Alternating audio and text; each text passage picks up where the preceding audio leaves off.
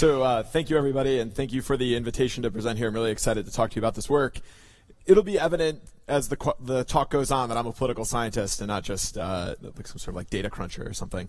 So I'm actually moving to the University of Chicago now, so I'm going to be located in the Midwest. Not as nice weather, easier place to buy a house.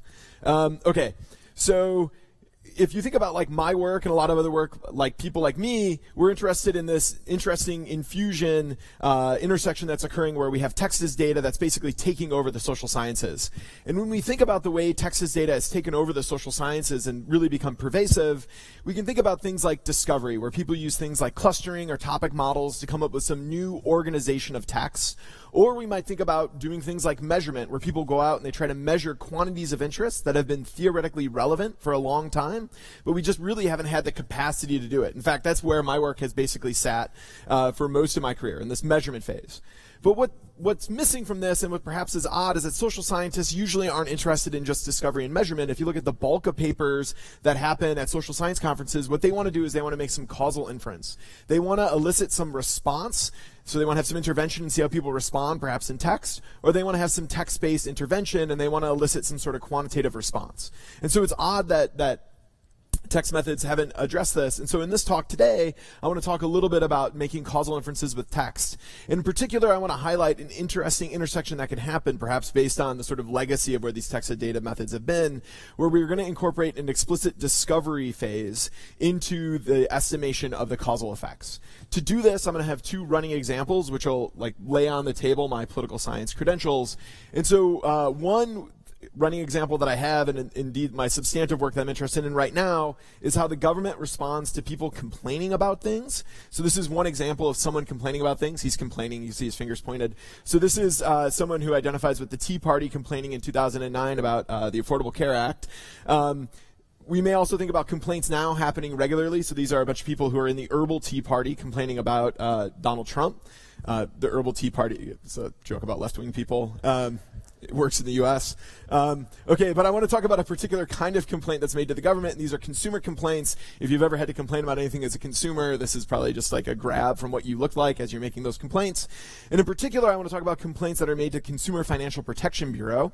This is an agency that's created as a product of the Dodd-Frank reforms legislation, and what they do is they take complaints from consumers and they try to use their capacity as a federal agency that can actually levy fines and extract out concessionary payments from these businesses in order to elicit a response that's beneficial to the consumer. And so what we're going to be interested in is what facets of a complaint. How can people write about what they're doing? How can they express the things that have been done to them in order to elicit what's going to be called a timely response, which is going to be a big and important factor in what the Consumer Financial Protection Bureau does. So that in one way is thinking about text as the intervention. People write things down and it gets some response from an agency. But we can also think about text as a response. Perhaps there's no better example of how text can change the world than Donald Trump every day, driving markets, shaping the media's agendas with 130 characters, 30 of which are misspelled. It's a really remarkable thing. So there's if I were to say to you Donald Trump has an influence on the world through his text, you wouldn't doubt me, but more rank and file presidents before Trump were trying to do this as well, and they would do it through a process called going public. So this is an example of Barack Obama doing this, where they would make some big speech from the Oval Office and they would try to either affect public opinion or affect the media's agenda. And so this is an example where you have some intervention and then you have some text-based response. You're trying to change the way the media are covering the president or what the media are writing about.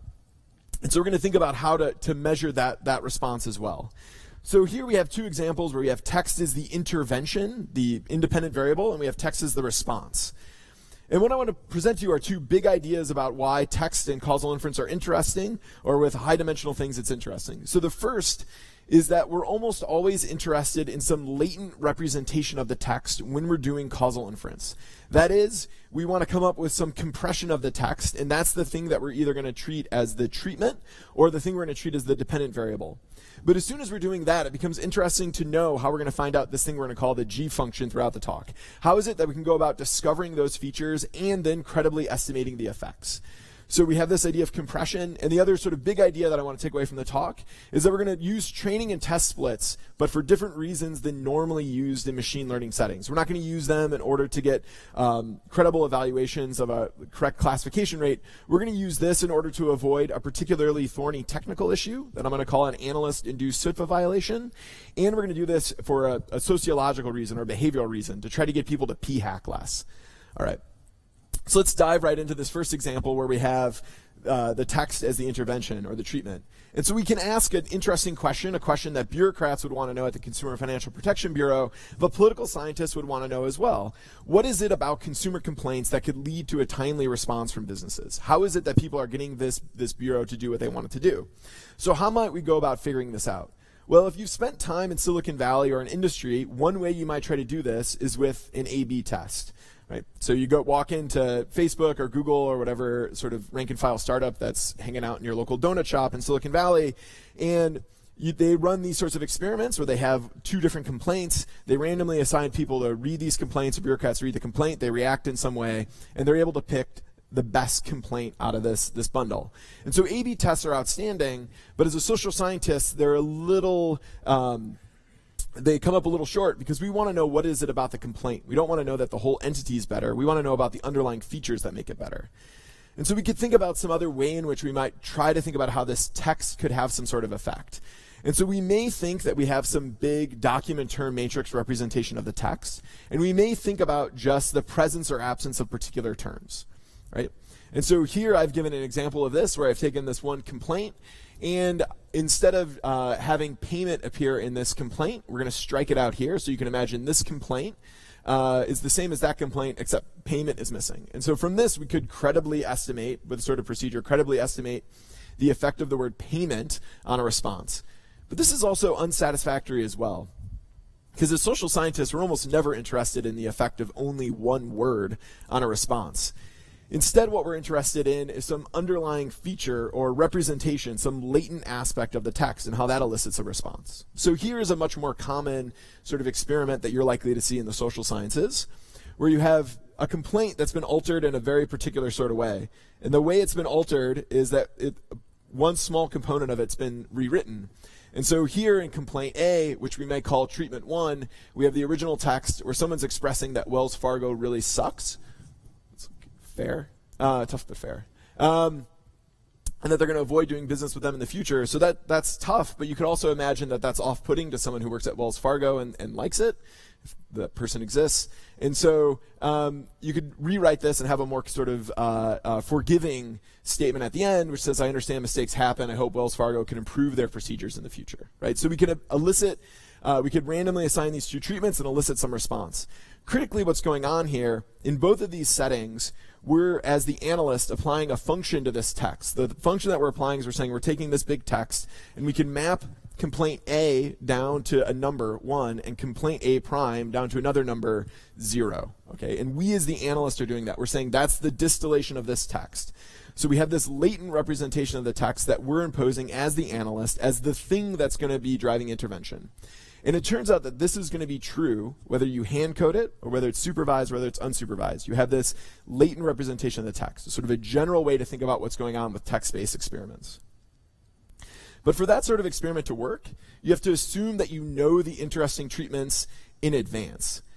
But what's true about a lot of text collections that you might work with is that you discover what the interesting interventions might be or a coding of those texts might be after viewing the data. So you acquire the data, you go to the Consumer Financial Protection Bureau, acquire the data, do some coding, and then now you understand what the treatments might be.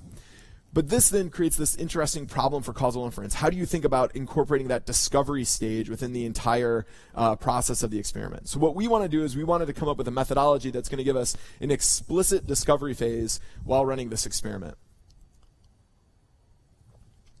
So what we're going to do is we're going to provide a procedure that's going to automatically discover the underlying treatments and then credibly estimate their marginal effects. To do this, there's going to be 3 key steps. So first, I need to show you that this is possible, that we can have a setting like at the Consumer Financial Protection Bureau where people are writing in blocks of text as complaints, and that we're actually able to identify the effects of these underlying latent features. And then I'm going to provide you with a way to discover those latent features and then provide a method for estimating the marginal effect. So the quantity of interest we're going to go for is a thing called the average marginal component effect. And the idea of an average marginal component effect is that we want to isolate the effect of one particular treatment in a bundle of treatments while we're averaging over the other treatments in that collection. So here's what I have in mind. So just a little bit of notation here. Suppose we have this binary feature vector zi, and this is just going to encode in a particular document the treatments that are present or absent. All right? And so then the average marginal component effect, let's walk through it. It's someone's response to particular component k when it's set equal to 1, when everything else is set to some other set of combination of zeros and ones, z naught k, minus their response when k is set equal to 0, and everything else is set to some z naught k. We're going to average over those z naught k's according to some analyst set distribution m. So these are just weights the analyst decides to attach to everything else, and then averaging over the population response here. So here's two heuristics to think about this if you don't want to follow that equation. One way to think about this is that this is just a conjoint where we're going to discover the treatments, not set them explicitly beforehand. Or another way to think about it is that we're just going to discover the features that are driving response in an A/B test. Okay? So we have this idea, we have this causal effect. Now we want to convince ourselves that we can find it from our text. So how can we do this? So we're supposing that an individual is going to see some text, and then we're going to suppose that we have some function. Remember this distillation, this way to go from that text to the underlying feature vector. And we're going to call that function g. And again, we're going to think about this zi as just a low-dimensional representation of the text x. Okay? So we're going to make some assumptions. These assumptions are going to be sufficient to identify the effect of these latent treatments, even though we're not explicitly manipulating them. So the first is that at the text level, there's no spillover. Second, we have something like random assignment of text or selection on observables. These are assumptions that are common across causal inference. The next assumption is a little bit more dicey. So here it is. Suppose you have two texts, and these texts are linked in the sense that when pumped through this function, they provide that same binary feature vector. So both texts are composed of the same underlying features, but may have different overall text in them. But they distill down to the same thing. Then we need to assume that when averaging over the population, the response to x is the same as the response to x prime. So this means you could have a difference for any one individual, but on average, they have the same response. Right? So then we have a fourth, and this could be wrong for lots of reasons. So during Q&A, if you want to like get angry at me, let's talk about how this could be wrong, because I have a list of about 20 reasons, and I'd like to add to it. Okay, so then there's also a final assumption, which is that we're going to be able to break apart these underlying binary latent features. That is, it's not the case that two binary latent features always are on together and off together. You need them to be separated in order to identify their effect. So what we show is that these assumptions are sufficient to identify the effects of these underlying latent treatments, even though, again, the manipulation is happening at the text level. So it's possible to learn about them. Given that it's possible, how are we going to do it? Well, here's a procedure. So first thing you might do is you might assume that texts are as good as randomly assigned individuals, and then we can obtain some responses. In this case, it would be whether or not there was a timely response from businesses after a complaint to the Consumer Financial Protection Bureau. Then what we're going to do is we're going to randomly divide our texts into a training and test set, which is something that you've probably all done before, a very common thing, but we're going to do it for a different reason than you're used to. So here's the first reason. We need to avoid this problem called an analyst-induced SITFA violation. Here's what can go wrong. Recall that I'm going to use these texts in order to discover what this function is g that goes from my text down to this underlying representation of the text. So to see how this could be a problem, suppose I have this function g that I've estimated from the text, and I've done it on everything. And so I have a particular individual. I'm going to keep his text constant, okay? And the treatment that he has is going to be his text piped through that function g. I am now going to re-randomize everyone else and then re-estimate my g function. But if I re-randomize everyone else and include the responses and the text in the estimation of that g function, I obtain a different function that maps from the text to the treatments. The result is that I would change the inferred treatment that I have for the individual, even though I've not changed that individual's treatment. And even though there's no spillover in the sense that these people are interacting with each other, you've induced that SITFA violation as the analyst. Right? And so this actually turns out to be a problem with any instance of this. So if you are hand coding text, you could do the same thing. If you're doing supervised methods, you could do the same thing, where you end up not having a well-defined potential outcome, which is a problem if you're thinking about like what's the causal quantity of interest you have. So that's the technical reason. I think there's actually this like behavioral reason, which is a better reason. So if you do the training and test split, even if you're doing discovery on what the function is, you can go crazy as you want in the training set, because as long as you lock it down when you go to the test set, you can't be exposing yourself to a risk of p-hacking. And so if we do that, we can limit the risk of false discovery, because we're not going to be going through and re-estimating our intervention or re-estimating our treatment over and over again until we get stars, which is the risk of p-hacking. So we're going to do this training and test split. The question is then, how are we going to discover this function? Well, one thing we want to do is use both the documents and responses. This is going to allow us to focus on those features that are driving the response and while summarizing our text. A reasonable thing to do, you might think, is use topic models or supervised topic models to do this, but there's actually a pretty big problem here. The causal quantities of interest aren't really well defined in a sense that have been in the literature already for these sorts of models. So marginalization is going to be impossible. Happy to talk about that more later. And so the result is we have to do something else. So we're going to do something else. We have an extension of a sort of classic model. You cannot be mad at us for the name, because we're only responsible for 25% of it. The thing we're going to do is called a supervised Indian buffet process, the Indian buffet process being the famous thing. All right, so this is the graph of that model. So here's the idea. We're going to have our text and our responses, and are going to be linked by these underlying features. And so what we're going to suppose is that these features are going to have to explain both the text and the response. And so the features that we discover are going to try to do a good job of doing both of these things, summarizing the documents as distilled in the document term matrix, and summarizing the responses as characterized as a regression of that response on these underlying latent features. So we can estimate these with this procedure. So in the training set, we apply the supervised Indian buffet process to the documents and responses. We make a final model selection using a variety of model fit criteria. So of course the Indian buffet process is non-parametric, but that non-parametric process has nothing to do with what we're using it for, right? It's estimating the number of features for something entirely different. It's also, we're going to make a feature selection based on quantitative fit and some qualitative assessments as well. So in the test set, we're going to then use this lockdown model to infer the treatment and measure the effect. When doing this, we're going to infer the underlying treatments without conditioning on the test set responses, because otherwise we'd have this pathological thing where you'd have different inferred treatments depending upon how people responded, which would be bad for estimating causal effects. But once you've estimated these underlying effects, you're just in a normal world where you can just estimate the effects like as if anything else. So in this case, what we're going to do is we're going to use a regression with a bootstrap procedure to estimate uncertainty both from inferring the treatments and then from the estimation effect. All right, so let's turn to this example with the Consumer Financial Protection Bureau. So what happens is that consumers log complaints about financial products. So here's another example of what this might look like. They complain that people are harsh and not listening to questions, and that they're aggressive. So this is one thing that people may ask the CFPB to deal with. And the data are great because they provide a nice cleaned up version of the text that people write about their complaints. And we're also in a situation here that even though these aren't randomized, we have plausible selection on observables. The bureaucrats at this agency don't have a ton of extra data about the people who are filing these complaints. So the data set we're going to use has over 113,000 total complaints. We're going to train or discover the features on 10% of the data, and then we're going to test on 90% of the data. And so what do we find? Well, we find that the CFBP is particularly good at eliciting a timely response in two cases. I think the most interesting of which is when people provide a lot of detailed information, which is what this feature seems to be, the CFBP is able to go out and get the business to respond very quickly.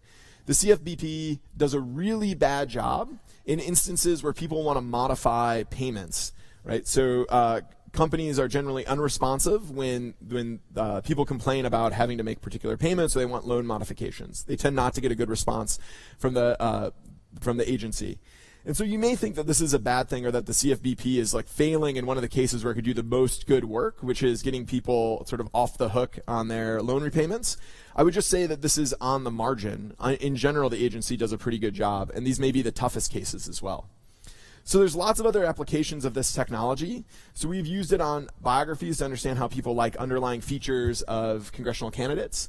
We've also used it on campaign statements. People are using it on determinants of sentencing decisions, when and how government censors movies, and even like preferred propaganda in authoritarian regimes. And so we'll have some code available for this soon. So I was going to have some extra stuff, but I think I'm out of time, and so I'm just going to go to my conclusion very quickly. I have 2 minutes? Yeah.